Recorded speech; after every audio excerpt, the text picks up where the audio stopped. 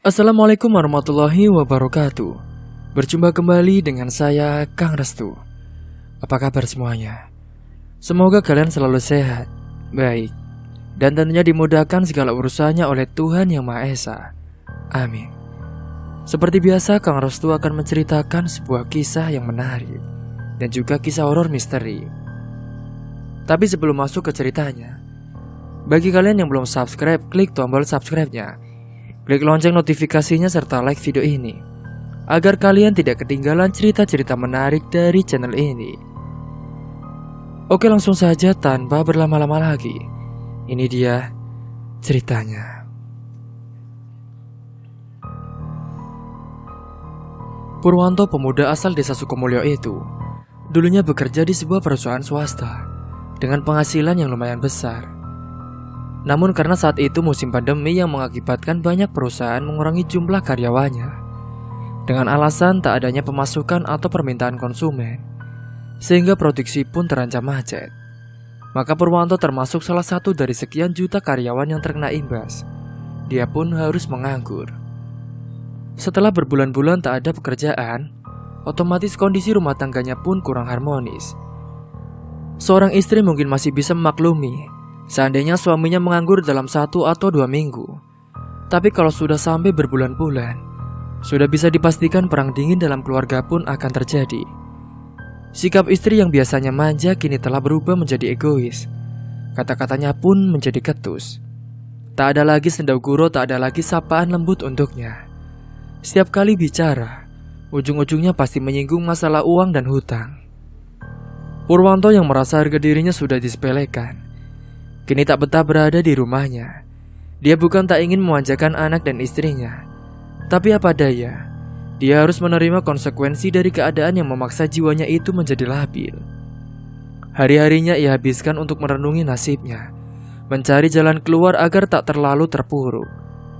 Dia mendatangi satu persatu teman yang ia kenal dengan baik, menanyakan kalau mereka punya pekerjaan. Namun hampir semua temannya mengalami hal yang sama. Mereka juga tengah mengalami krisis ekonomi dan terancam keretakan hubungan rumah tangga. Bahkan ada beberapa temannya sudah digugat perceraian oleh istri mereka. Purwanto tak ingin mengalami nasib seperti temannya itu. Maka, segala usaha ia coba upayakan agar ia mendapatkan pekerjaan lagi.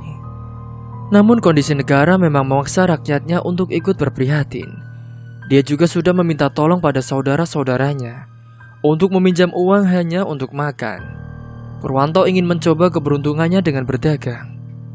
Namun itu pun tentu tidak mudah. Dia butuh modal yang tidak sedikit dan keinginannya itu terpaksa ia urungkan.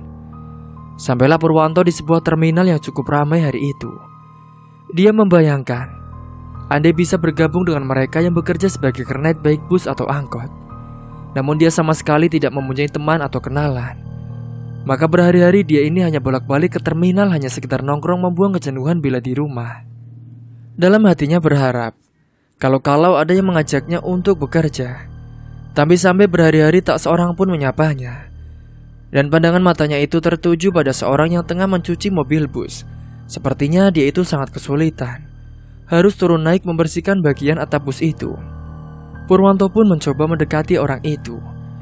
Dia lalu mengambil ember berisi air, kemudian diberikan pada orang di atasnya. "Terima kasih, Mas," kata orang tadi. Kemudian dia pun menyiram atap bus Purwanto lalu memberikan ember kedua yang langsung diterima oleh orang tadi. Setelah dirasa cukup, orang itu pun lalu turun, lalu membersihkan badan mobil. Purwanto pun juga ikut membersihkan sampai seluruh bodi bus itu sudah terlihat bersih. "Kamu sudah pernah nyuci bus, Mas?" tanya orang tadi. Purwanto pun merasa kesempatan mulai terbuka. Nama saya Purwanto. Saya sudah lama nganggur, Mas. Tadinya kerja di perusahaan, tapi ya itu," jawab Purwanto sambil memperkenalkan diri. "Iya, Mas, gara-gara COVID toh. Nama saya Zulham. Kalau Mas mau, Mas bisa mencuci bus ini setiap malam. Bus ini tiba dari Jakarta jam 5 atau jam 7, Mas. Siapa tahu nanti ada juga bus yang ingin dicuci." "Iya, saya mau, Mas. Terima kasih atas penawarannya ya, Mas." Besok saya kesini, Mas. Iya, Mas. Kesininya habis maghrib. Baik, Mas. Kemudian Mas Sulham memberikan uang sebagai upah membantunya tadi. Purwanto merasa terharu menerima uang itu. Dia merasa baru mendapat uang dari hasil keringatnya setelah sekian lama tak pernah memegang uang sepeser pun. Pada keesokan harinya, setelah maghrib ia pun berangkat ke terminal. Kemudian dia pun lalu menemui Sulham, tapi orang yang ditunggu belum terlihat di sana. Dia pun menunggu sampai akhirnya Sulham ini datang dan langsung mendekatinya. Sulham lalu mengajak Purwanto ke warung kopi, dan dia pun langsung memesan 2 gelas kopi pada seorang pelayan wanita yang kelihatannya masih muda.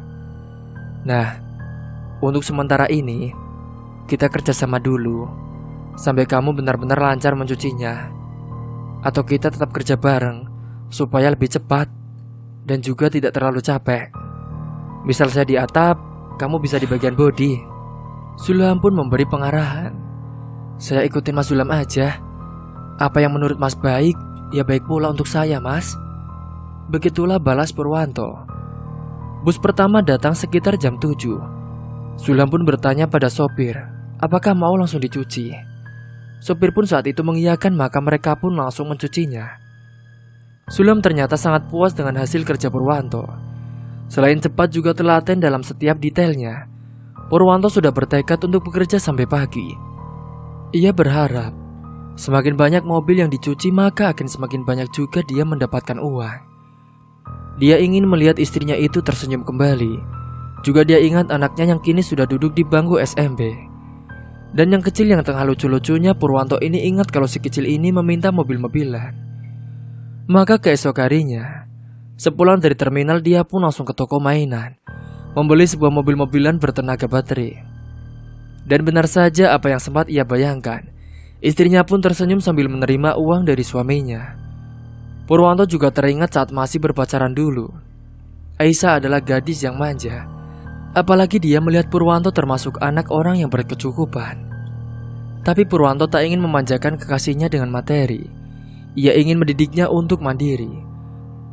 Bahkan ketika ia melamar Aisyah, semua murni hasil kerjanya yang ia tabungkan. Ia tak mau membebani orang tuanya walau ayahnya telah menjanjikan segalanya. Karena Purwanto adalah anak paling tua dari 3 bersaudara. Tapi Purwanto menolak itu semua karena dia sudah berjanji kepada Aisyah untuk menerima dia dengan apa adanya. Dan Aisyah memang menuruti keinginan Purwanto karena dia mencintainya bukan karena harta. Dia mencintai lelaki itu karena kerendahan sifat yang jarang dimiliki oleh lelaki lain. Banyak teman Aisyah yang merasa iri dengan keberuntungannya bisa menikah dengan anak orang kaya. Yang kaya itu kan bapakku, sedangkan aku cuma pegawai rendahan. Aku beruntung bisa memiliki kamu, sayangku. Kamu mau hidup bersamaku dalam serba kekurangan. Begitu ucap Purwanto, menimpali ungkapan hati istrinya setiap ada temannya yang menggunjing tentang rumah tangga mereka. Namun Purwanto tidak memungkiri kalau rumah yang ia tempati bersama istrinya adalah pemberian ayahnya sebagai hadiah pernikahannya. Purwanto tidak bisa menolak itu karena dia takut ayahnya akan marah dan juga kecewa. Aku mengerti, Mas. Aku cukup bahagia hidup bersama kamu karena memang aku mencintai kamu sepenuh jiwaku, ucap istrinya. Dan singkat cerita, sampailah jam 7 malam. Sulham ini belum juga terlihat, mungkin nanti agak malaman dia datang. Begitulah batin Purwanto. Namun sampai hampir 8 lebih, dia belum juga nampak di terminal. Purwanto berpikir akan repot juga bila harus mencuci sendirian, walaupun ia akan mendapat uang yang lebih banyak. Sebuah bus memasuki terminal, kernet pun kemudian berteriak-teriak. Ayo turun. Terminal habis. Terminal sudah habis. Ayo. Cepat-cepat turun. Purwanto merasa heran. Kenapa kernet itu berteriak menyuruh turun, sedangkan Purwanto tidak melihat satu orang pun yang turun dan keluar dari bus itu. Aneh, ucap Purwanto dengan membatin. Tak berapa lama berselang, kernet tadi menghampiri Purwanto sambil kipas-kipas tubuh dengan handuk kecilnya. Capek kali aku hari ini, Bah. Penumpangku penuh terus sejak dari Jakarta. Nah, kau cucilah mobilku itu. Nanti aku kasih kau bonus. Begitu kata kernet tadi dengan logat Bataknya. Siap, Bang, jawab Purwanto. Tapi Nantilah kau cuci busku itu. Sekarang kita ngopi dulu. Jangan takut. Aku yang traktir kau lah. Purwanto pun mengikuti kernet itu ke warung kopi. Ayolah, pesan apa yang kau mau. Hari ini aku ketiban rezeki banyak kali. Waduh, lagi banyak uang kamu bang. Wanita pemilik warung itu pun ikut berbicara. Betul kali kau Mirna. Aku baru saja menurunkan penumpang. Semua bangku terisi penuh. Abang ikut mobil yang mana? Aku selalu ikut mobil Jaka Lestari, bus yang sudah cukup dikenal sama pelangganku. Kemudian mereka pun tenggelam dalam nikmatnya kopi panas. Belum habis kopi yang ia minum, handphonenya tiba-tiba berdering. Kemudian ia pun menerima telepon. Sorry Mas Pur, aku harus ketemu sopirku dulu. Kau lanjutlah habiskan kopimu ya. Lalu ia pun memberikan sesuatu kepada pelayan warung kopi yang sedikit keheranan demi melihat apa yang baru saja ia terima. Bang, ini. Wanita itu memanggil, tapi karena tadi cuma bilang singkat. Kau ambillah sisa kembalinya. Wanita yang bernama Mirna itu hanya dia mematung. Dia tak mengerti dengan maksud si Kerna tadi. Kenapa dia hanya memberikan selembar daun? Aneh. Sampean lihat sendiri Thomas. Orang tadi hanya memberiku selembar daun ini. Kata Mirna. Iya. Sedari tadi aku juga sudah merasa heran dengan sikapnya mbak. Waktu bus masuk terminal, aku lihat bus itu kosong mbak. Tapi dia sibuk teriak-teriak seperti menyuruh penumpang turun. Purwanto menjelaskan tentang kejanggalan itu. Tapi Mbak Mirna tenang saja. Biar uang kopinya saya yang bayar. Tapi aku kasihan loh mas. Seumpama uang yang ia bawa berubah menjadi daun. Ih, aku jadi merinding. Jangan-jangan bus tadi semuanya penumpangnya arwah. Kata Mirna seraya menggigitkan baunya. Sebenarnya Purwanto merasa enggan untuk mencuci bus itu. Dia merasa takut kalau benar bus tadi membawa penumpang dari dunia gaib. Belum lagi rasa herannya yang melihat dengan mata kepalanya sendiri kalau selembar daun itu dianggapnya sebagai uang oleh kernet bus tadi. Tapi sebagai seorang pekerja, Purwanto pun harus bersikap profesional. Dia tidak mau mengecewakan pelanggannya itu. Setelah menyiapkan peralatan, Purwanto segera naik ke dalam bus. Maksudnya ia ingin membersihkan lantai bus dari sampah bekas penumpang. Namun langkahnya itu terhenti di tangga bus karena dia melihat masih ada seorang penumpang yang tidak ikut turun. Purwanto pun saat itu merinding. Keringat dingin pun kini mulai membasahi tubuhnya. Purwanto yakin kalau orang yang di dalam bus itu adalah salah satu arwah yang ikut rombongan tadi. Sebenarnya Purwanto ingin kembali turun, namun mendadak kakinya itu terasa lemas dan tak dapat ia gerakan. Seperti ada kekuatan lain, kakinya itu malah beranjak memasuki bus itu. Sampai di depan wanita itu, langkah Purwanto pun terhenti. Tapi tunggu, Purwanto melihat wanita itu tengah menikmati seekor ikan emas yang cukup besar. Ikan itu terlihat masih hidup dan berusaha meronta-ronta dari gigitan wanita tadi. Purwanto saat itu mendadak perutnya terasa mual. Dia ingin muntah, tak tahan melihat kelakuan wanita yang dengan rakusnya melahap ikan yang penuh dengan darah. Mau? Kata wanita tadi pendek. Purwanto pun hanya menggeleng. Mbak nggak ikut turun. Ini terminal terakhir mbak. Memangnya tujuan mbaknya mau kemana? Purwanto memberanikan diri. Madiun, jawab wanita itu sambil mengeluarkan seekor ikan segar yang kemudian langsung ia gigit sampai mengeluarkan darah. Berarti mbak harus ganti bus lagi. Oh iya maaf mbak, saya mau cuci mobil. Saya akan membersihkan lantai bus ini mbak. Wanita itu hanya diam. Dia menyandarkan kepalanya hingga akhirnya pun dia tertidur. Perasaan takut dan gemetar kian mengalir di setiap sendi Purwanto. Bagaimana bisa ia bersihkan sisa-sisa tulang ikan di bawah kedua kaki wanita itu? Tapi Purwanto itu terkejut, sebab dia tak melihat kedua kaki wanita itu menapak di lantai, melainkan menggantung, padahal ukuran kursi bus tidak terlalu tinggi. Purwanto semakin yakin kalau wanita itu memang arwah. Maka ia pun berkata pada wanita yang kini tengah memandanginya, maaf ya mbak, jangan ganggu saya. Numpang-numpang, saya cuma kerja, katanya seperti bergumam. Pandangan wanita itu pun kian menusuk perasaan Purwanto. Numpang-numpang, bayar dong. Hah? Ternyata arwah juga bisa guyon toh. Purwanto pun mencuci bus itu dengan tergesa-gesa. Beberapa kali dia melihat ke arah wanita yang kini terlihat sedang tertidur. Tapi ketika ia ingin mengelap kaca-kaca, dia tak lagi melihat wanita itu. Purwanto benar-benar diliputi rasa takut yang sangat teramat. Sampai di rumah pun, ia masih memikirkan hal yang benar-benar ganjil itu. Beberapa kali istrinya itu bertanya, namun ia tak mau menjawabnya. Purwanto tak ingin melihat istrinya kepikiran tentang pekerjaan barunya itu. Namun ia juga tak bisa menyembunyikan perasaan takutnya manakala Zulham mendesaknya untuk menceritakan kejadian yang sebenarnya. Itulah sebabnya kalau malam Jumat terkadang aku malas buat bekerja. Bukan baru kali ini saja. Beberapa waktu lalu temanku juga sudah pernah mengalami hal semacam itu. Bahkan seorang kondektur memberikan tip untuknya. Namun semua bukannya uang. Ya seperti kernet itu, dia juga menerima daun kering. Mulai saat itu dia sudah jarang bekerja dan akhirnya keluar dari terminal ini. Begitu cerita dari Zulham. Tapi Mas Zul, apa tidak takut? Sebenarnya takut sih. Tapi mau gimana lagi? Nyari kerjaan susah. Jadi ya udahlah, enjoy saja. Iya Mas, kita kerja jangan dijadikan beban. Kita terima rezeki yang kita dapat sebagai barokah saja. Bus pertama masuk.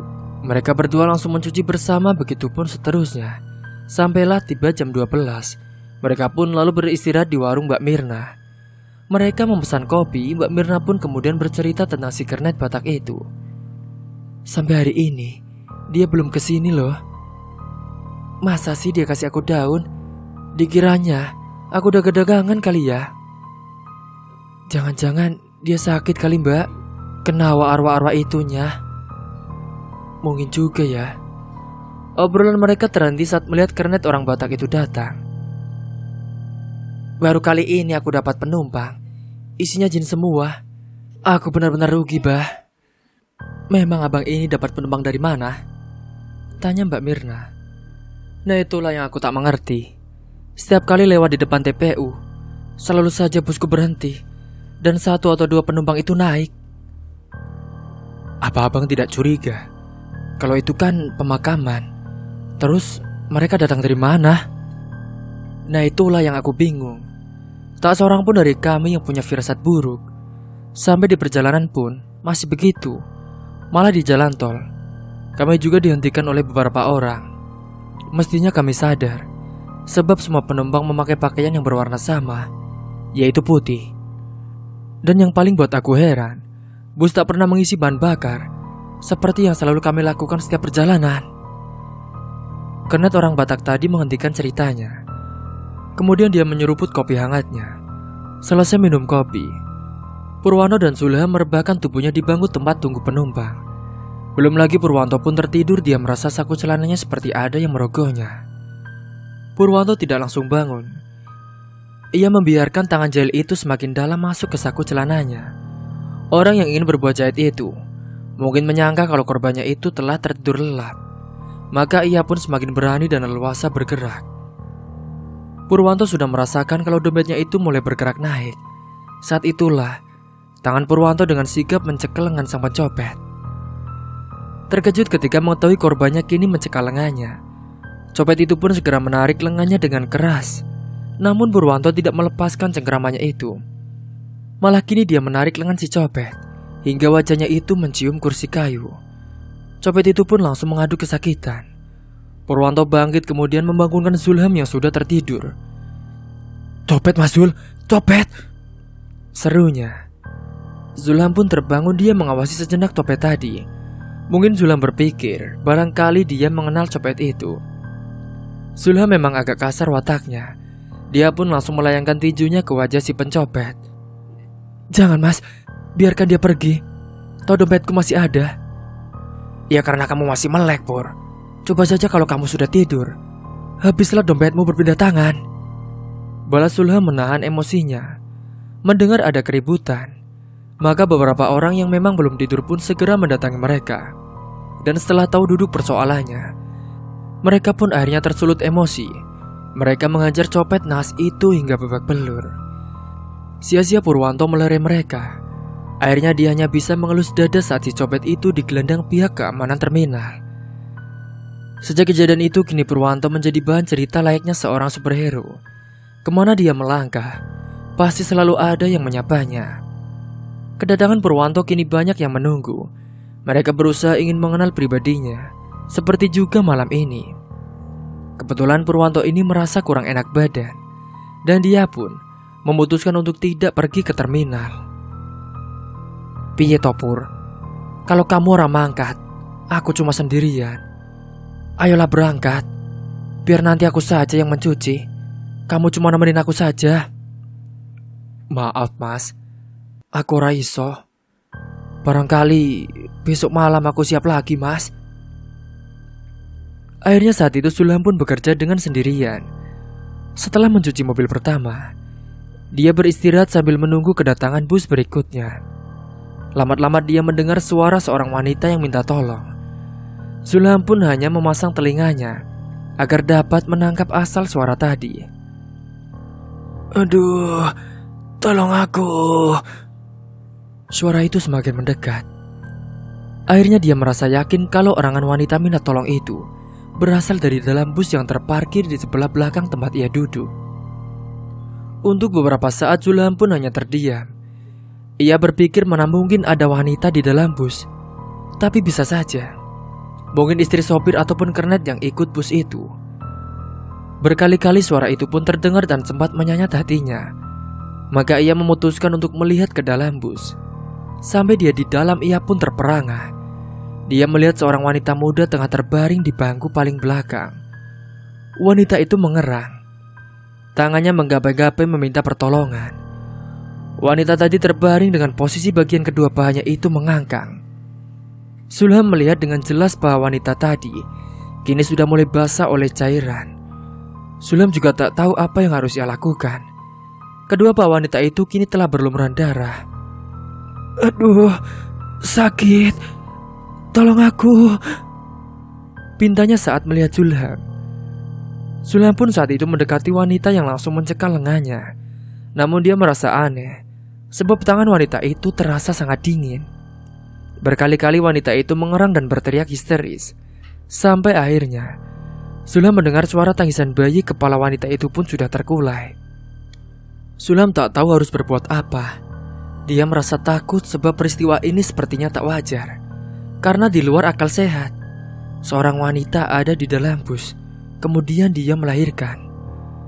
Namun di sisi lain ia ini merasa iba. Ia melihat penderitaan wanita tersebut. Sejenak ia pun berpikir.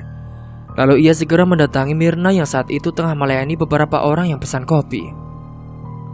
Ada apa Thomas? Sepertinya habis melihat hantu saja. Seloro Mirna demi melihat Sulham tergopoh-gopoh. Aku gak tahu apa dia setan atau manusia.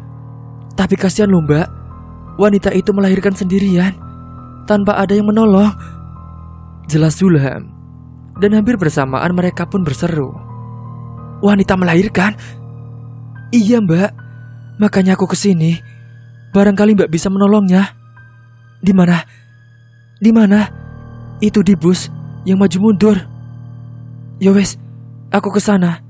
Tapi kamu temani aku yo. Mirna beserta dua orang pria lainnya mengikuti Sulham. Mereka tergesa-gesa menaiki bus ingin melihat kebenaran cerita Sulham. Tapi setelah mereka di atas bus, mereka tak melihat siapa-siapa. Sulham mencari-cari ke setiap sudut, namun wanita tadi sudah tak ada di tempatnya. Sulham merasa seluruh bulu kuduknya itu semakin merinding. Mana Mas Zul? Sumpah, tadi aku lihat dia di sini, tak sadarkan diri. Mungkin karena terlalu banyak darah yang keluar. Memang benar apa yang dikatakan oleh Sulham, sebab bau nyeri darah itu tiba-tiba menyengat, menusuk penciuman mereka, dan di lantai bus itu masih tercecer bekas noda darah. Iya benar, ini darah. Tapi kemana wanita itu? Apa dia pergi setelah melahirkan? Mirna seperti bergumam. Aneh ya, masa wanita baru melahirkan sudah bisa bergerak normal dan juga membawa bayinya? Mungkin dia memang hantu. dan benak mereka pun dipenuhi dengan tanda tanya. Saat sore sebelum berangkat, Zulham datang ke rumah Purwanto. Ia ingin melihat kondisi sahabatnya itu, mudah-mudahan dia baik-baik saja, pikirnya. "Masuk, Mas. Beginilah keadaan rumahku," kata Purwanto menyambut kedatangan sahabatnya. "Umahmu apik tenan, Pur. Kalau rumah aku, persis kandang kambing, berantakan," seloroh Zulham. "Bune, tolong buatin kopi buat Mas Zul." "Iya, Mas. 1 apa 2? "Ya 2 toh. Aku juga kepengen ngopi kok." Tak lama istrinya pun keluar membawa 2 gelas kopi. "Monggo Mas Zul, diminum kopinya." Aisyah mempersilahkan Zulham. Nggih. Jadi ngerepotin aja ya Mbak Yu." Sambil ngopi dan menghisap rokok, mereka kembali membicarakan hal-hal aneh yang mereka temui di terminal. Selepas maghrib, Purwanto pun siap berangkat. Sebelumnya istri dan anaknya pun cium tangan terlebih dahulu. "Yah, nanti aku mau beli pesawat ya." "Jangan dong, pesawat itu mahal loh. Lagi pula mau mendarat di mana?" seloroh Purwanto kepada anaknya. "Bukan pesawat beneran, Ayah. Itu pesawat yang digantung. Kan cuma pakai baterai. Nanti cuma muter-muter. Terus ada suaranya, ngeng-ngeng gitu," balas si anak menerangkan. "Fauzan, kamu kok minta mainan melulu sih? Kasihan, kan ayahmu cari uang sudah capek." "Gak apa-apa kok Bu, yang penting anak kita senang." "Oke, nanti besok ayah pulang bawa pesawatnya ya." "Iya Ayah, besok ayah beli pesawat. Hore!" teriak Fauzan dengan kegirangan. "Tuman Mas, aku takut Fauzan jadi anak yang manja nantinya." "Sudahlah Bu, namanya juga anak-anak." Purwanto berusaha membujuk istrinya, dan Aisyah pun terpaksa menyerah. Dia kembali masuk ke dalam. Sampai di terminal, Zulham pun sudah tiba lebih awal. Mereka berdua duduk di dekat para calo dan kernet bus yang tengah main catur atau sekedar ngopi. "Halo Mas Purwanto, kemarin katanya kau sakit." Kernet asal Batak itu menyambut kedatangan Purwanto dan juga Zulham. "Bukan sakit Bang, cuma kurang enak badan saja. Mungkin masuk angin. Tapi sekarang sudah sehat kau." "Seperti yang Abang lihat, aku sudah siap bekerja lagi." "Mas Pur, seandainya Mas mau, kalau siang masih iseng di rumah, datanglah ke sini. Mas bisa jadi calo bus. Lumayanlah buat cari tambahan," timbal seorang yang memang seorang calo. "Waduh, terima kasih banyak Mas atas tawarannya. Tapi aku pasti ngantuk, kerjaku kan malam sampai pagi." "Pokoknya buat Mas Purwanto, kami memberikan tempat dimanapun Mas mau bekerja. Dan kebetulan nanti malam aku ada borongan antar bunga keluar kota. Kalau kebetulan Mas tak ada cucian mobil, monggo Mas ikut aku saja. Hitung-hitung cari pengalaman," seorang supir angkot ini menawarkan. Dan sebuah bus memasuki terminal kemudian menurunkan penumpang yang hanya tinggal beberapa orang saja. Setelah itu bus pun menepi ke tempat biasa untuk dicuci. Purwanto dan Zulham sudah siap dengan peralatan cucinya. Purwanto menyapu lantai bus dan Zulham pun menyiapkan kain pel. Namun baru beberapa kursi mereka bersihkan, di kolong kursi mereka menemukan sebuah bungkusan kantong plastik berwarna hitam. Purwanto dan Zulham pun membuka bungkusan itu. Dan betapa mereka terkejut, sebab mereka mendapati lembaran uang. Purwanto dan Zulham gemetaran melihat uang sebanyak itu. Seumur hidup, mereka baru pertama kali melihat dan memegang uang yang nilainya mungkin ratusan juta. Walaupun Purwanto anak orang kaya, dia belum pernah memegang uang dalam jumlah segitu. Mereka berdua penasaran. Mungkin saja ada benda lain yang terjatuh. Dan benar saja, di dekat tadi mereka menemukan bungkusan. Tepat di sela antara kaki kursi dan badan mobil terselip sebuah handphone. "Pur, kamu lihat ini? Handphone Pur. Apa mungkin ini juga milik orang yang sama dengan pemilik bungkusan ini?" bisik Zulham memperlihatkan sebuah handphone. "Mudah-mudahan iya, sehingga nanti kita bisa menghubungi nomor yang ada di HP itu." "Jangan Pur, lebih baik kita menunggu ada telepon masuk di HP ini. Aku takutnya kalau kita yang telepon, nanti dia cuma ngaku-ngaku saja. Padahal dia cuma kenalan biasa. Benar juga alasan Zulham. Jadi mereka kini berembuk di warung kopi Mbak Mirna. Apa sih yang kalian bicarakan? Kok pakai bisik-bisik? Rahasia ya? Tanya Mbak Mirna ingin tahu. Oh enggak loh Mbak. Ini kami menemukan bungkusan dan handphone di dalam bus. Handphone? Lantas bungkusan kue isinya apa? Uang? Uang? Berapa jumlahnya? Entahlah Mbak, kami belum menghitungnya. Yang jelas ini banyak. Apa yang harus kami lakukan ya Mbak? Zulham pun meminta pendapat kepada Mbak Mirna.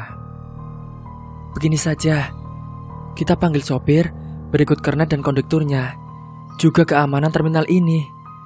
Mereka akan menjadi saksi. Untuk sementara bungkusan dan handphone itu biar taruh di sini saja. Bagaimana? Mbak Mirna memberikan solusi yang disambut baik oleh Zulham dan Purwanto. Kini keamanan terminal dan kondektur bus pun sudah datang. Kemudian mereka berembuk sambil menunggu telepon dari handphone itu berdering. Untunglah kalian yang menemukan. Kalau orang lain, aku tidak yakin akan melihat uang sebanyak ini untuk dikembalikan. Terima kasih ya Pur. Zulham, kalian orang yang jujur. Kata keamanan dan sopir memuji kejujuran mereka. Tak lama berselang, suara telepon pun dari handphone yang mereka temukan berdering. Halo, dengan siapa saya bicara? Saya istri dari pemilik handphone yang Mbak pegang sekarang. Saya mau tanya, dari mana Mbak mendapatkan handphone suami saya? Oh, itu. Begini ya, Bu. Tadi teman saya mau mencuci bus langit biru. Dia menemukan handphone ini. Nama ibu siapa? Nama saya Erna. Suami saya Syuman. Menurut cerita Ibu Erna, suaminya yang bernama Syuman habis menjual lapak dagangannya di Jakarta karena akhir-akhir ini dia sering sakit-sakitan. Lapaknya dibeli seorang dengan harga yang lumayan tinggi, dan uang itu ia simpan dalam bungkus plastik berwarna hitam, dengan maksud agar tidak mencolok bagi orang-orang yang berniat jahat. Berapa jumlah uang kalau boleh saya tahu, Mbak? Tanya Mirna. Tidak kurang tidak lebih 350 juta. Coba Mbak cek, balas Ibu Erna. Kemudian Mirna disaksikan keamanan dan juga kondektur, Zulham dan Purwanto. Dia menghitung jumlah uang yang memang berjumlah seperti yang Ibu Erna katakan. Betul Bu, kapan mau ambil ke sini Bu? Nanti, saya tunggu suami saya dulu, balas Ibu Erna. Sekitar jam 10, dua buah sepeda motor pun masuk parkiran terminal. Mereka adalah Ibu Erna bersama suami dan juga kedua anaknya. Mirna dan yang lainnya menyalami mereka. Ini suami saya, dan ini kedua anak saya. Sementara itu, Mirna juga mengeluarkan uang dan handphone dari laci mejanya. Ini uang dan handphone ibu, tolong dicek kembali.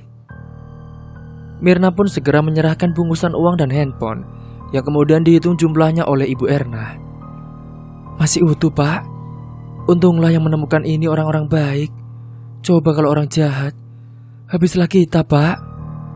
Di Jakarta tak punya lapak, terus berdagang di kampung tak ada modal, kata Ibu Erna kepada suaminya. Iya Bu, mungkin Bapak ketiduran.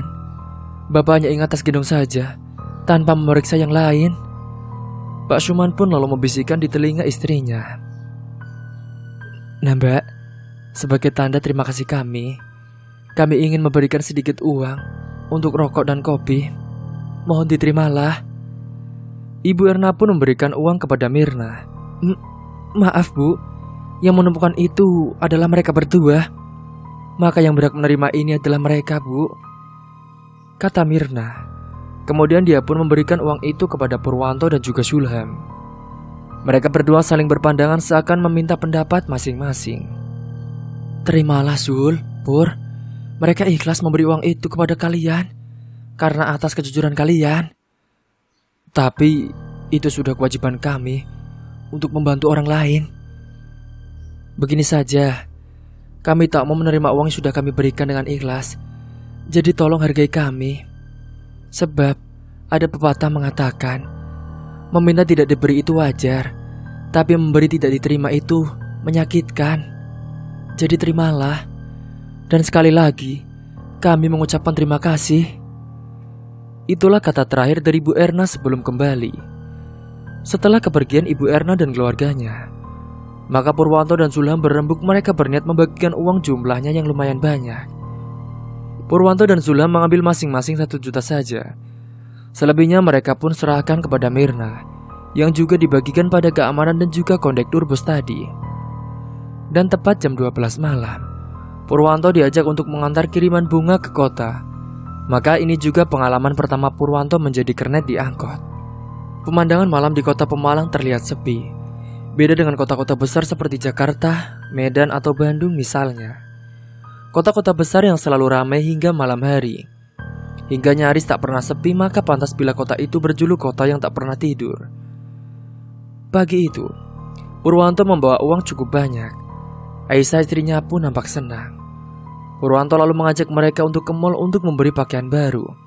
Namun istrinya itu menolak. Dia lebih suka menyimpan uang untuk keperluan lain daripada untuk keperluan yang tidak terlalu penting. Purwanto pun mengalah. Dia hanya membeli mainan pesawat terbang menuruti permintaan anaknya. Sedangkan dia dan istrinya hanya menikmati makan bersama di mall itu. Mas, sebaiknya kita jangan sampai keseringan makan-makan seperti ini, Mas. Boros. Makanan ini kan mahal, Mas. Iya, Bu. Tapi cuma sekali-kali saja. Ini juga karena ada rezeki yang tak terduga. Setelah menikmati hidangan, mereka pun pulang. Sore ini udara terasa sangat dingin.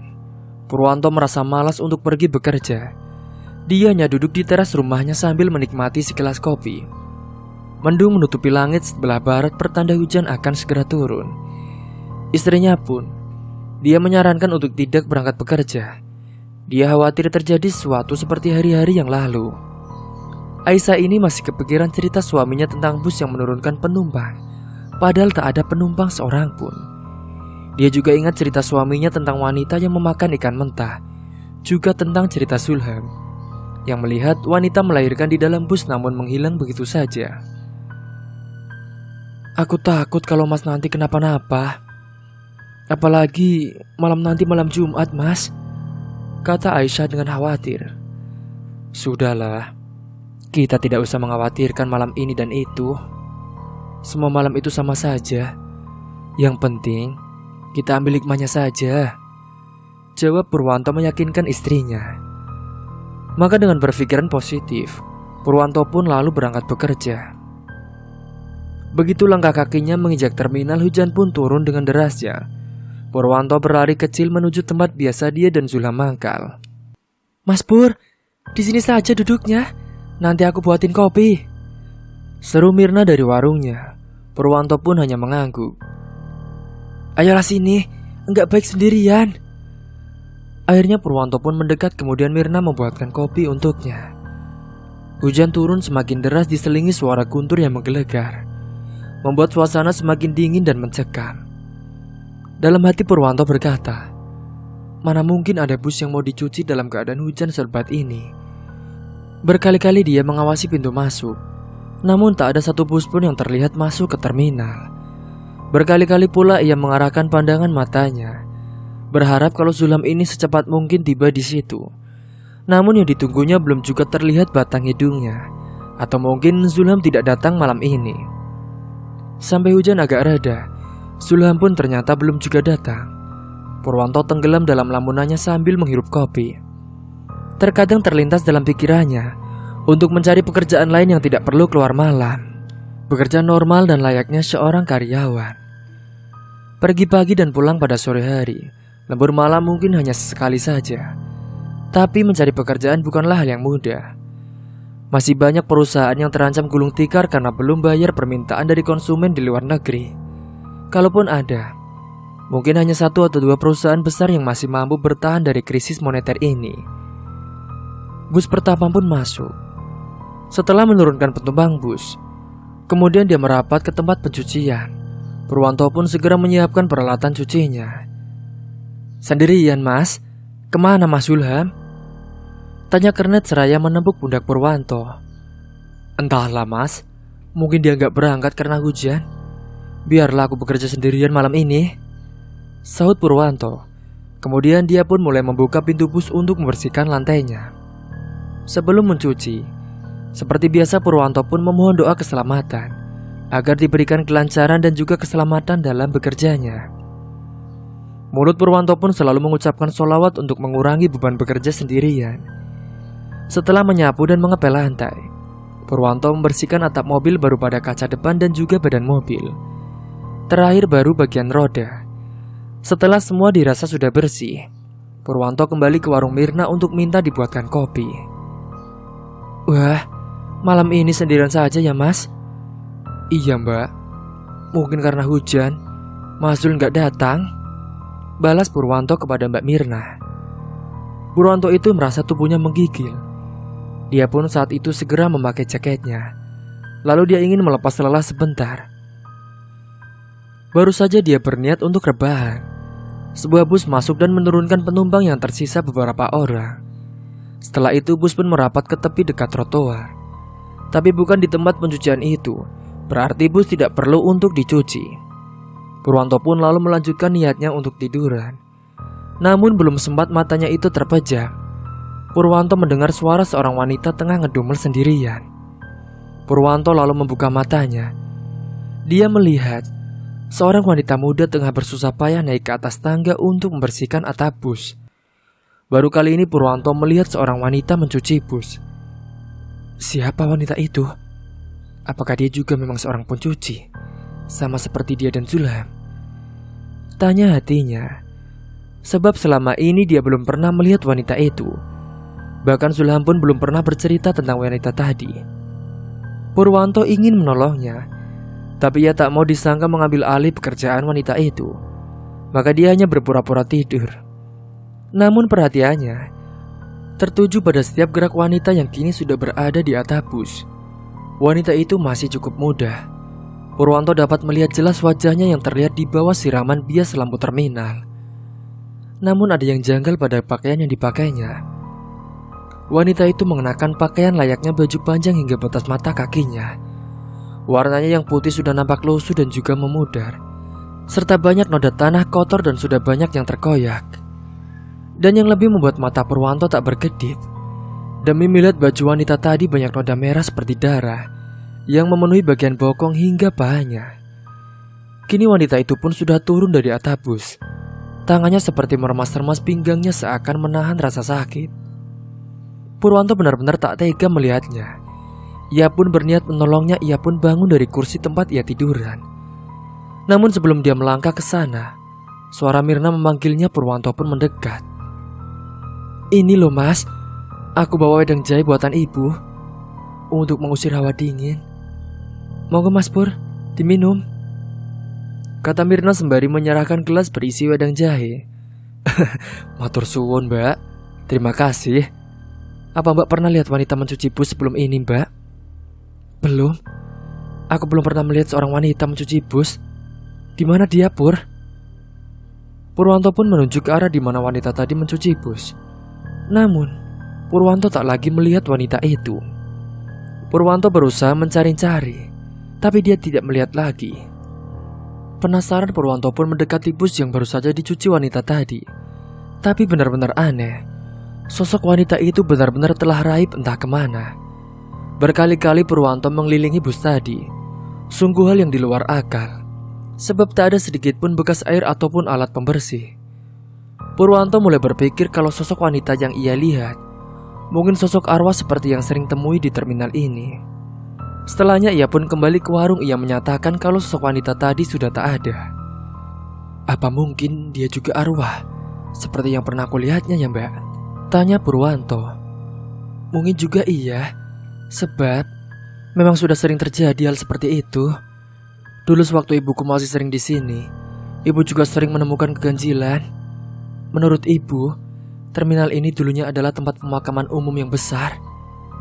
Mirna mengingat cerita ibunya dulu. Jadi, apa yang pernah kamu lihat, sebenarnya itu pernah terjadi di dunia nyata, seperti yang barusan kamu lihat itu. Wanita tadi adalah istri simpanan pengemudi bus itu. Wanita itu terlalu banyak menuntut pada suaminya, hingga si suami kesal. Dia menyuruh istrinya untuk mencuci bus, meski dalam keadaan hamil. Bahkan hingga wanita itu mengalami keguguran, dia harus tetap mencuci bus itu. Hingga suatu ketika, wanita itu pun terjatuh dari atap bus. Sungguh mengerikan. Jadi, selama ini Mbak sudah tahu cerita tentang keanehan yang sering terjadi di sini? Tanya Purwanto dengan rasa tak percaya mendengar cerita Mirna. Aku sejak masih remaja ikut ibu di terminal ini, Mas. Ibu banyak tahu tentang kejadian-kejadian di terminal ini. Aku juga sudah mendengar kalau wanita yang melahirkan itu adalah wanita simpanan supir. Dia selalu ikut suaminya meskipun dalam keadaan hamil besar. Wanita itu melahirkan di dalam bus di terminal ini. Namun karena tak ada yang menolongnya, dia kehabisan darah dan akhirnya pun dia meninggal. Sedangkan bayinya selamat dan dirawat oleh ibu si sopir tadi. Mirna menceritakan secara gamblang tentang apa yang ia sudah ketahui dari cerita ibunya. Apa mungkin keret yang orang Batak itu, ia pun membawa penumpang hantu yang semuanya turun di terminal ini? Tanya Purwanto, yang kini mulai memahami apa sebenarnya yang telah terjadi. Mungkin juga keret itu membawa arwah dari kota yang memang meninggal di sana. Dan arwah-arwah itu ingin tenang di kampung halamannya. Sekarang Purwanto semakin yakin kalau terminal ini memang bekas tempat pemakaman umum seperti yang diceritakan Mirna tadi. Kini hatinya pun diliputi kebimbangan. Akankah dia bertahan tetap bekerja di sini dengan resiko akan mengalami hal-hal yang mistis itu, atau keluar dari terminal mencari pekerjaan yang lebih layak? Namun mencari pekerjaan bukanlah hal yang mudah. Purwanto pun kembali termanggu dalam kesendirian di tempat cucian bus. Tiba-tiba, dia mendengar suara rengekan tangis seorang bocah cilik. Dia mencari asal suara tadi dan ketika dia melewati bus yang tadi dicuci wanita misterius itu, dia melihat seorang anak laki-laki kecil, bahkan sangat kecil dibanding anak pada umumnya. Kulit anak itu hitam legam dengan bola mata merah menyala yang menatap ke arah Purwanto. Purwanto pun bergidik ngeri ketika bocah itu menghampirinya. Om, tolong aku, tolong carikan ayahku, kata bocah itu dengan suara parau. Perlahan Purwanto pun memberanikan diri mendekati bocah berkepala gundul. Memang kemana ayahmu, nak? Tanya Purwanto hati-hati. Aku tidak tahu, Om. Aku ketiduran. Biasanya aku dimasukkan ke dalam tas. Tapi tadi ayah menyuruhku untuk mencari uang di antara penumpang. Karena aku mengantuk, aku tidak masuk ke dalam tas ayah lagi, tapi tertidur di sini. Cerita si bocah membuat Purwanto terperangah. Jadi, kamu ini apa? Kok masuk dalam tas segala dan disuruh cari uang? Aku adalah peliharaan ayah. Sekarang aku tak tahu harus pulang kemana. Kalau Om mau menolongku, bawalah aku ke tempat Om. Aku akan mengabdi pada Om, mencari uang sebanyak yang Om mau, kata bocah itu dengan sungguh-sungguh. Purwanto sempat berpikir untuk memelihara bocah itu, tapi hatinya menolak karena dia bukan manusia. Dia adalah sejenis makhluk pesugihan yang terlantar karena tertinggal oleh tuannya. Maka Purwanto mengajak bocah itu ke warung Mirna. Namun lagi-lagi Purwanto harus kecewa setelah mengetahui kalau bocah gundul tadi sudah tak ada bersamanya. Ada apa, Topur? Kamu sepertinya mencari sesuatu, tanya Mirna. Kemudian Purwanto pun menceritakan apa yang baru saja ia alami. Dan alangkah terkejutnya Purwanto ketika tangannya itu menyentuh saku celananya yang terasa menggelembung. Saat dia merogoh, dia merasa menyentuh gulungan kertas yang masih baru. Benar saja kini di tangan kanannya terpenggenggam lembar-lembar uang kertas yang jumlahnya cukup banyak. Uang itu ia taruh di lantai kemudian dia pergi meninggalkan terminal. Sesampainya di rumah, Purwanto seperti biasa mengganti pakaiannya lalu menaruhnya di ember tempat cucian kotor. Lalu masuk ke kamarnya untuk segera pergi tidur untuk beristirahat.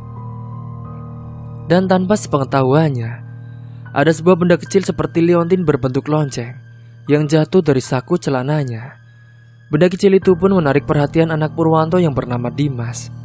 Anak yang baru berusia 9 tahun itu mengambil benda itu. dan dibawanya ke dalam kamarnya sendiri. Memang Dimas sudah terbiasa tidur sendirian tanpa ditemani ayah dan juga ibunya. Dimas langsung naik ke tempat tidurnya. Karena memang dia jarang bermain di luar rumah. Dia selalu ingat pesan ayah dan ibunya agar jangan main di luar rumah. Nanti ada culik, begitu kata ibunya. Culik itu apa toh, Bu? Culik itu orang bawa karung dan bawa sabit. Nanti kamu dimasukin karung. Mau? Ya enggak lah, Bu. Bukannya orang bawa karung dan sabit itu mau cari rumput untuk kakaknya embek. Ya seperti itu. Cuma kalau kamu culik itu, dia dari anak kecil. Untuk apa tuh anak kecil itu, Bu? Ya mana ibu tahu. Letole, kamu ini kok tanya terus? Persis kayak bapakmu. Dan Dimas sepertinya ingin tahu benda apa yang kini ada di tangannya. Dia melihat-lihat benda berbentuk kerucut yang mirip dengan lonceng, namun dalam ukuran kecil, tak lebih dari seukuran ibu jari anak itu. Di bagian bawah benda itu juga memiliki bandul sebagaimana lonceng aslinya, hanya saja tidak dapat digoyang-goyangkan. Anak Purwanto itu penasaran, sebab biasanya benda lonceng kan selalu berbunyi jika digoyang-goyang. Maka dia pun menarik dan menekan bandul lonceng tersebut. Setelah beberapa kali menekan, kini ada reaksi dari lonceng kecil tersebut. Lonceng pun mulai kelihatan mengeluarkan cahaya yang mulai redup. Semakin lama, cahaya itu mulai terang berwarna putih keperakan. Dimas memandangi dengan rasa heran. Dia mematung dalam hatinya bertanya-tanya, mainan apa dan di mana letak baterainya? Dan bocah kecil itu pun semakin terkejut saat lonceng itu mengeluarkan asap tipis. Maka dia beringsut dari tidurnya. Kini dia terbangun dan memandang penuh keheranan. Keheranan bocah itu semakin bertambah, manakala matanya itu melihat sesosok makhluk kecil seukuran jari telunjuknya. Bentuk makhluk itu tidak menyerupai serangga, tetapi seorang anak kecil berkepala gundul dan berkulit hitam yang legam. Wih, hebat, Satria Baja Hitam, serunya kegirangan. Ah, bukan, Satria Baja Hitam gak gundul toh. Robot jenis apa ya? Sejenak dia pun berpikir. Tapi berpikirnya pun terpaksa ia tunda, sebab kejadian berikutnya membuat jantungnya itu deg-degan. Makhluk yang ia anggap mainan robot itu kini semakin membesar dan semakin besar. Makhluk berkepala gundul dan berkulit hitam kini telah menjadi seukuran dirinya. Dimas semakin beringsut. Kini dia duduk di sudut tempat tidurnya sambil menutup kedua mata dengan telapak tangannya. Jangan takut temanku, aku bukan makhluk jahat. Kenapa kamu memanggilku? Makhluk gundul itu berkata dengan nada bicaranya yang sopan dan seperti anak-anak. Aku... Dimas tergagap dan tak bisa berkata-kata. Orang-orang menyebut namaku Tuyul. Nama kamu siapa? Dimas. Nama kamu bagus. Maukah kamu berteman denganku? Aku janji akan memberikan uang yang banyak untuk kamu. Uang? Tidak, aku tidak butuh uang. Aku hanya mau mainan. Sepertinya Dimas sudah tak terlalu takut lagi. Itu sama saja, Dodol. Aku akan memberikan uang buat kamu, dan kamu bisa membeli mainan yang kamu suka. Sekarang kamu mau mainan apa? Dimas kelihatan seperti tengah berpikir. Dan akhirnya dia mengatakan keinginannya yang sejak lama tetapi belum terkabul. Aku kepingin mobil yang memakai remote. Hahaha, kecil itu. Nanti aku perkirakan dulu berapa uang yang harus aku cari. Setelah berkata, makhluk yang menamakan dirinya Tuyul itu terlihat seperti tengah berpikir. Sepertinya cukup 1 juta. 1 juta banyak ya. Buat kamu memang terlihat banyak, tapi buat aku itu kecil. Nah, sekarang aku akan masuk ke dalam rumahku lagi. Nanti malam, kamu pencet tombol loncengnya ya. Aku akan mencari uang itu, agar kamu besok bisa membeli mobil remote. Tapi ingat, jangan bilang kepada siapapun kalau kamu berteman dengan aku. Paham? Paham. Tapi kamu cari uang di mana? Di rumah orang-orang kaya tentunya. Kamu mencuri? Iya, itu kepandaianku. dan pekerjaanku sejak dulu. Ah, enggak, aku enggak mau beli dari hasil mencuri. Ah, dodol. Ya sudah, kalau kamu enggak mau, aku enggak maksa. Nah, sekarang aku mau masuk ke dalam lonceng. Aku ngantuk mau tidur. Setelah berkata, tuyul itu pun berputar-putar, awalnya hanya perlahan, dan semakin lama semakin kencang. Sampai akhirnya hanya asap putih yang terlihat oleh Dimas. Asap itu pun mulai masuk ke dalam lonceng kecil itu. Kemudian semua kembali sunyi. Dimas masih termanggu berpikir apakah dia mau membeli mainan mobil remote atau tidak. Pada malam harinya, Dimas tidak mengatakan kepada siapapun tentang kejadian yang baru ia alami. Mungkin begitulah sifat anak-anak mudah melupakan.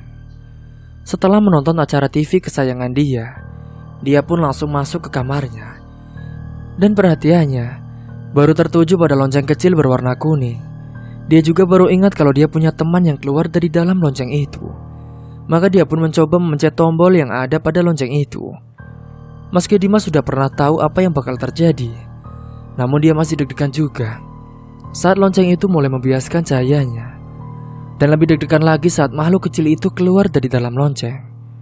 Dan kini makhluk itu pun sudah seukuran tubuhnya, yang langsung tersenyum ketika melihat Dimas yang saat itu dia masih ketakutan. Sebab senyum makhluk itu seperti sebuah seringai. Gigi-giginya kecil namun terdapat taring di kedua sudut bibirnya. Apa kabar teman baruku? Apa kamu sudah mengambil keputusan untuk membeli mobil remote? Iya, aku mau, jawab Dimas dengan pasti. Oke bro, sekarang aku akan pergi mencari uang buat kamu. Kamu tidur saja ya. Nanti setelah kamu bangun, kamu akan melihat uang di sampingmu. Dah ya, aku pergi dulu. Setelah berkata seperti itu, makhluk yang bernama tuyul itu pun raib dari pandangan Dimas. Kemudian Dimas pun mencoba untuk tidur dan berharap ketika terbangun, dia melihat uang banyak yang akan ia belikan sebuah mobil-mobilan dengan remote control. Namun pikiran anak itu terganggu dengan bayang-bayang sebuah mobil-mobilan. Akibatnya ia pun sulit untuk tertidur. Kemana si bocah gundul itu alias tuyul itu ketika mencari uang? Tidak jauh dari rumah Purwanto ada sebuah rumah mewah. Rumah 2 lantai dan bergaya minimalis. Rumah itu milik Juragan Empang. Mbak Handoyo ialah seorang peternak ikan yang sukses. Ikan-ikan Mbak Handoyo adalah ikan yang berkualitas baik. Selain untuk dijual di pasaran, ikan-ikan Mbak Handoyo juga sudah menembus pasar dunia. Sebut saja yang berjenis arwana, mampu menembus negara Asia terutama Jepang dan juga Korea, ataupun jenis koi dan cupang yang laris di Cina. Malam memang belum larut, baru pukul 10 namun rumah keluarga Mbak Handoyo sudah sepi. Bocah hitam legam itu mengendap-endap berjalan mencari sedikit celah dari pintu atau jendela. Dan secara kebetulan, celah itu terdapat pada jendela sebelah kiri rumah. Bocah tuyul itu pun lalu mengecilkan tubuhnya, setelah itu dia masuk melalui celah jendela. Si tuyul kini sudah berada di dalam kamar anak Pak Handoyo yang sudah tertidur lelap. Setelah berada di dalam, tuyul pun membesarkan tubuhnya kembali. Dia membuka pintu kamar itu. Kemudian dia meliti satu demi satu kamar di dalam rumah itu. Walah, kebetulan sekali Ibu Handoyo rupanya belum tidur. Perempuan itu tengah membuka lembaran-lembaran majalah wanita. Kesempatan itu dipergunakan dengan baik oleh tuyul untuk segera masuk ke kamar utama, yaitu kamar Pak Handoyo. Dan setelah itu, tuyul pun mulai beraksi. Dia mulai membuka satu demi satu laci meja yang kosong. Yang ada hanya tumpukan kertas yang isinya tidak dimengerti oleh tuyul botak itu. Kemudian, perhatiannya tertuju pada sebuah lemari besar, maka dengan sekuat tenaga, dia pun mulai membuka lemari. Satu persatu dari susunan baju-baju ia singkap. Dan pada bagian kolom lemari paling atas, tangannya menyentuh sebuah amplop besar dan terasa tebal. Uang, uang. Dalam hatinya berteriak kegirangan. Tuyul itu memang sudah cukup berpengalaman dalam masalah menghitung uang. 20 juta? Terlalu banyak. Dimas hanya perlu uang 1 juta saja. Kecuali nanti jika ibunya mau merawatku, aku akan memberikan uang sebanyak-banyaknya. Hahaha. Tapi aku juga akan meminta sesuatu yang enak. Tuyul yang hanya mengambil lembaran uang kertas yang bernominal 100.000 dan hanya 10 lembar saja, yang kemudian dia masukkan ke dalam saku celana pendeknya. Lalu dia pun keluar dari kamar dan melihat istri Pak Ando yang masih asik membaca majalah. Cerita pun sampai di sini dulu. Tunggu kelanjutan ceritanya di part selanjutnya. Mungkin itu saja yang dapat saya sampaikan. Kurang lebihnya mohon maaf apabila ada salah kata ataupun ucapan yang kurang berkenan bagi kalian semua. Sampai jumpa di cerita selanjutnya. Akhir kata, wassalamualaikum warahmatullahi wabarakatuh.